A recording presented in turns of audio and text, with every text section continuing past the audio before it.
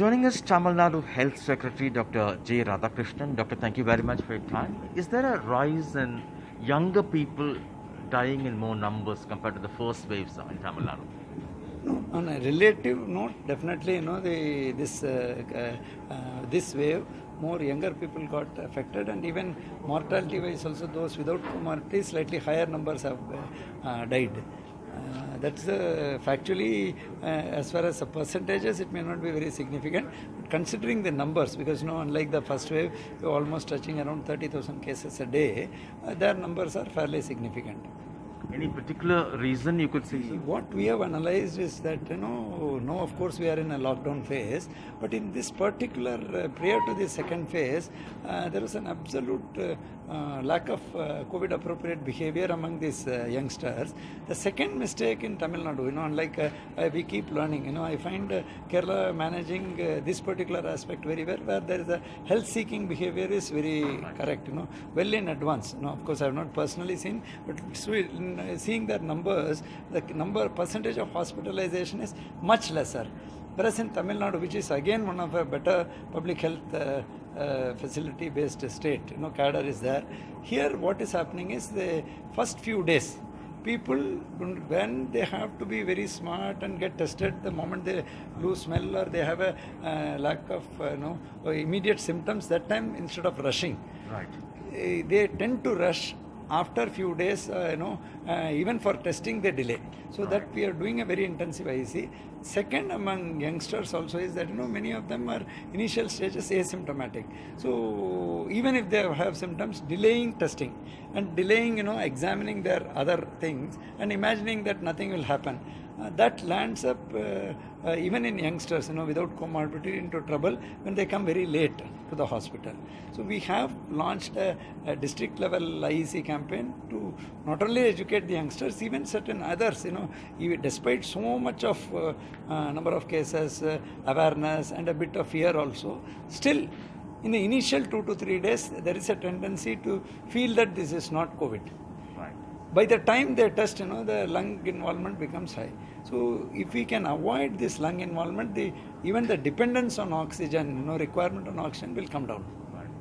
Is there a situation where even in government hospitals, the bed situation is something like we've reached the capacity now? No, of course, see, it's a fact that, the oxygen beds, ICU beds are in the brim. We cannot be in denial. So that is why we have roughly around 40,000 odd oxygen beds. We are increasing it to 12,000. In fact, we have also created a COVID care center which was inaugurated by Honorable CM with oxygen support. So that we are rapidly doing. But we all need to understand that while this is being done, we can't create bed for everybody. Right. So this is where I think prevention and disease containment is of utmost importance. In the first wave, there was a very good obedience for these containment zones. So today we are to go for a lockdown because there was no respect given to a containment zone, 3 or more cases, ensuring that more cases don't emerge from the containment areas, and ensuring that people who cannot home isolate, they should come to COVID care centers. So it is like back to basics, tough job. And with the oxygen requirement also rising. So the state is always on, all states to be very frank, are on tender hooks, and we don't have heavy steel industries. So we are dependent on oxygen producing factories alone. So considering the requirement rising up, we've been Government of India has permitted us now to lift oxygen from the eastern corridor, first of which time to get to the south. So it is a tougher few days, but we are very sure that as the impact of the lockdown, it has just started recently, so that might 10th onward, so it will definitely start showing its impact after a week. That's our expectation, provided every district concentrates on disease containment and takes all the parallel other measures which are contact tracing, ensuring that increased testing is done. We again almost we are touching 1.6 lakh RT-PCR tests. So everything has to be done in a classical. We need to raise it further, since we have numbers touching almost 30,000. Should we further increase testing? No, we have been increasing. There's Chennai, which used to do 10,000 RT-PCR test, is now doing almost 32 to 33,000 RT-PCR tests. So testing, we are definitely raising, and also focusing on focused aggressive testing rather than. And to be very frank, even people's awareness has gone up. So they also do a lot of. People don't hesitate to test. So this is one aspect of it, but that does throw up numbers. But in the long run, because of these numbers getting treated, this disease spread classically is expected to go down. We have to probably not be satisfied at this level of testing. Let us see how it goes. Now, next few days are going to be very tough. One, on balancing the oxygen requirement, rationalizing the use of oxygen, and third, looking at augmenting the bed supply to cater to people who are actually needing oxygen supply. Are we facing a shortage situation in terms of oxygen, sir? Particularly after Kerala has cut its supply. It has definitely impacted. We used to regularly get 40 metric tons, while Andhra takes around 25, 35, almost 60 metric tons. Apart from it, we give 15 to Kerala. So suddenly, when supply in a national plan is taken out of Kanchikode, which is 10 kilometers, very few kilometers away in Kerala side, but we used to supply Coimbatore to Madurai region, that this cause an impact. So we are trying to balance it, and we have to also be very humane, because some of the hospitals in South Andhra, which were traditionally being supplied, just because it is not part of national plan, we cannot simply make it zero immediately. So we have to have a transition. Bellary, Airwater Bellary used to give us 20, which has been suddenly made zero.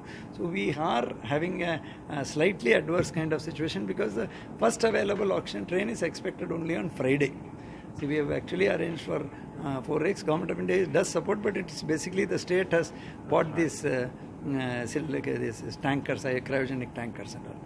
Now the government has brought COVID treatment under the government insurance scheme. Many are asking what exactly is the procedure. Many hospitals also deny that. What's the system in place to avail that? Earlier also, there are two. Tamil Nadu is one of the best insured states.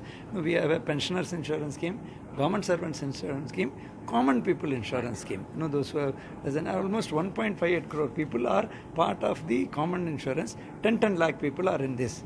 So what was happening is that only severe cases used to be allowed, and for non-severe cases coming under the Government of India scheme, they had to get a certificate from a deputy director in the earlier avatar. So ultimately, when you looked at under insurance, only 1,700 people could avail of benefits under the previous insurance scheme.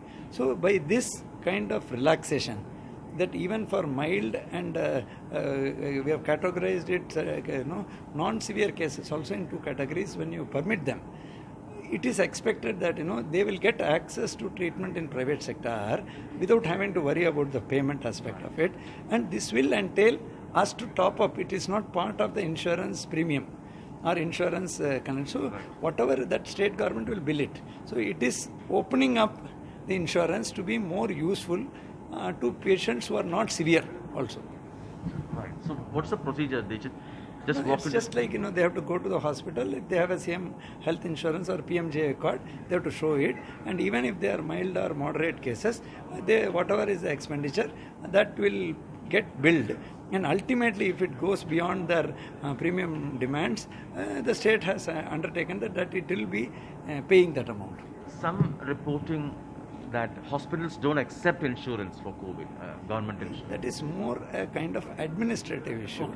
So definitely, not only that, we have specific charges for private hospital and reservation of 50% of the facilities for government hospitals, private hospital for COVID patients. In all these things, in such a large exercise, what we find is there are challenges where we find certain people not do, we have regulatory issues where people are not following it up. For that, the district administration and all should take action. Lastly, are we ramping up further, or is it kind of we have reached the maximum capacity in hospitals? For hospitals, we have to continue, because this may not be the last kind of situation. Right. See, the lesson from the second wave is the estimation of the impact. Nobody thought it will be these many times, even whether it's a state level or a national level. So I think For the future, we have to continuously ramp. And just like in the initial stages, we were not having ventilators, PP and all. This time the lesson is ramping up the oxygen beds. And the coming time the lesson should be retain these COVID care centers and other facilities and not dismantle them. And the staff recruited also need to be nurtured and not abandoned in between. Right. Thank you so much for your time. That was Dr. J. Radhakrishnan, Tamil Nadu's Health Secretary, speaking to us in Chennai with Shah Vijay, Sam Daniel, Find It TV.